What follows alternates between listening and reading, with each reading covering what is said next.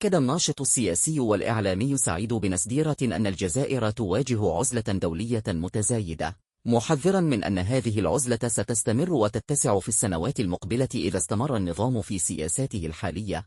ودعا بن سديرة النظام الجزائري إلى مراجعة سياساته الإقليمية وسوء اختيار حلفائه قبل فوات الأوان، مشيرا إلى أن الاستمرار في نفس النهج قد يؤدي إلى نتائج كارثية. وفي بث مباشر عبر منصات التواصل الاجتماعي، شدد بن سديرة على أن العدو المتعلم، في إشارة إلى المغرب، يعتبر أفضل من الصديق الجاهل الذي تمثله موريتانيا في رأيه. وفي هجوم حد على القيادة الموريتانية، اتهم بن سديرة حكام موريتانيا بخداع الرئيس الراحل هواري بوندي، مؤكدا أنهم حكام جهلة لا يمتلكون القوة التي تخول لهم التأثير على الجزائر، ولو كانوا يمتلكون هذه القوة لكانوا قد احتلوا الجزائر. وتطرق بن سديرة إلى الاستثمارات الجزائرية في موريتانيا، موضحا أنها فاشلة وغير مجدية ولن تعود على الجزائر بأي فائدة. في المقابل، دافع بن سديرة عن كل من مصر والأردن على خلفية تطبيع العلاقات مع إسرائيل،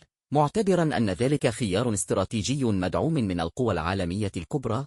أما فيما يخص موريتانيا، فقد هاجم بن سديرة تطبيعها مع إسرائيل رغم بعد المسافة، مشيرا إلى أنها كانت ثالث دولة تفعل ذلك بعد مصر والأردن رغم كونها بعيدة جغرافيا عن إسرائيل. وانتقد بن سديرة ما اعتبره خيانة لموريتانيا في فترة الأزمة الأمنية الجزائرية في تسعينيات القرن الماضي، حيث فتح حكام موريتانيا سفارتهم مع إسرائيل في تلك الفترة الحساسة، بينما اختار المغرب بقيادة الملك الحسن الثاني كان ملك حكيما ولن يضر الجزائر. كما سخر بن سديرة من زيارة الرئيس الجزائري عبد المجيد تابون إلى موريتانيا، معتبرا أن مشاركة تابون في مؤتمر هناك كانت محط سخرية على المستوى الدولي، وأن الصحافة العالمية كانت تضحك على هذه الزيارة التي وصفت بأنها غير ذات جدوى. وفي ختام حديثه، شدد بن سديرة على ضرورة أن تعمل الجزائر على تحسين علاقاتها مع المغرب، مؤكدا أن ذلك سيكون في صالح البلدين.